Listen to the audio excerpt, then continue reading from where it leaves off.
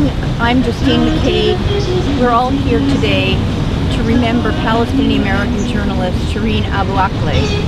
She was wearing a prominently marked press jacket and helmet when she was shot dead by an Israeli sniper on May 11th in the city of Jenin in occupied Palestine. She was 51. So we're here to mourn her death and to celebrate her life. Shireen reported for Al Jazeera for 25 years. She was widely respected and beloved across the Arab world, especially. In Arabic, Shireen means sweet, gentle. From all we know, she was sweet, kind, and funny. She was also a great role model for other women, especially Arab women, and for me. Shireen was both Palestinian and American. She was a Christian among her largely Muslim fellow Palestinians. In this, she embodied the multiculturalism that has always characterized Palestine, despite Israeli attempts to make it something that it's not and never has been, exclusively Jewish. Above all, Shireen was dedicated to reporting these truths. The truth of the brutality of Israel's illegal military occupation of 55 years, the truth of the Palestinian Nakba, the catastrophe, when the majority Christian and Muslim native Palestinians were ethnically cleansed from their homes by Israelis in 1947 to 1949. The truth of Israeli apartheid over all of Israel-Palestine, as documented by 5 human rights groups, including Israel's own Beit Tselem, Human Rights Watch, and Amnesty International. Shireen was killed for her unrelenting reporting of these truths. In that, she joins at least 46 other Palestinian journalists who've been killed by Israel since the second Palestinian uprising, or Intifada, in 2000. 46 Palestinian journalists have been killed for doing their work. Shireen's witness challenges us, her fellow Americans, to also speak the truth about our government's complicity in the terrors and injustice of Israeli occupation and apartheid. We give Israel $3.8 billion of our hard-earned tax money. We protect Israel from any condemnation at the UN Security Council for its human rights violations. Israel is our cop on the beat, as Noam Chomsky would say. Israel buys our weapons with much of the money that we give them, and then they test them out on various populations. As I think about Shireen's murder, it's hard not to think about the amazing and justifiable support we're giving to Ukrainians, just over here, you can see that, for resisting Russian aggression. Why not the same for Palestinians who are resisting dispossession, mostly peacefully, mostly by just trying to stay on their land? Shireen constantly shone a light on the reality of the U.S.-Israel special relationship, that we share the same national formative acts of ethnic cleansing and settler colonialism, and we share denial of these histories. So, like Palestinian itself, Shireen is a casualty of settler colonialism. To bring it closer to home these days, Israel's soldiers killing unarmed Palestinians is no different from American policemen killing unarmed African Americans. Palestinians because they're not Jews, blacks because they're not white. Ultimately, Shireen's murder as a journalist challenges us all to stand up for freedom of the press everywhere. Her life challenges me.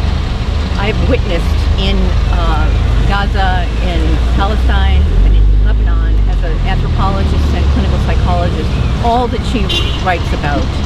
So I'm challenged not to turn away, and I hope you all won't either. May she rest in peace.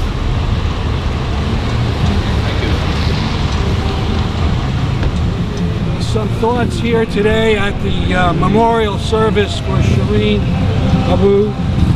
Akleh, an American citizen, Palestinian, who did a superb job when she did reporting on what was happening to her people. I don't want to repeat things, maybe bring up a few new things. In addition to the murder of this woman, who was with other journalists who had talked to Israeli soldiers who were waiting to cover, to report on an Israeli raid in Jenin. She's killed by a sniper, and her funeral cortege is attacked. There's video of this. This heavily armed Israeli police attacked attacked the people bringing her casket from the church. She was a Catholic woman, and they almost knocked the casket to the ground.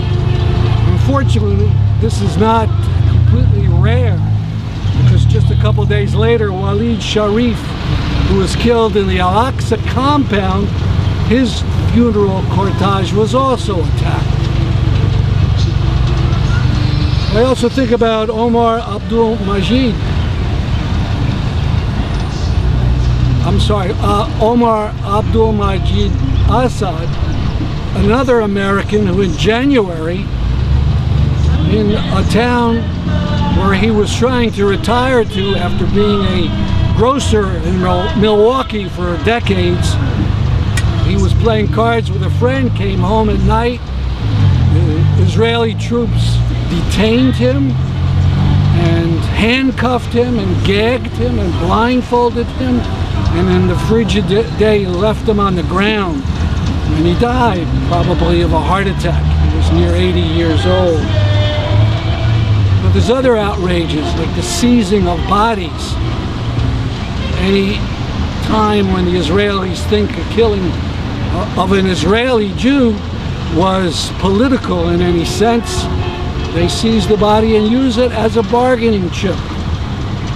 We dealt with the case of Shadi Sharafi, a plumber, who in the village of Beitar was trying to fix some things in his village, and an Israeli soldier shot him dead, and then they confiscated his body, and we don't know to this day if it's been returned. Some 300 Palestinian bodies are being kept by the Israeli government as bargaining chip. But our day here is to think about Shireen and the huge outpouring of sentiment for her, not only in Palestine, but in other countries. And we found out that among the U.S. Congress, I think it's like 59 members of the Congress are asking for an FBI investigation. There's really nothing to investigate. There's plentiful video and witnesses who saw her murder, but that would be okay. Much better would be an international investigation, and much more important is some result, not just a report saying what happened, but for the politicians to stop sending billions and billions to this apartheid state. 3.8 billion a year, and another billion this year gratis. So we remember Shireen Abu Akleh on this sad occasion.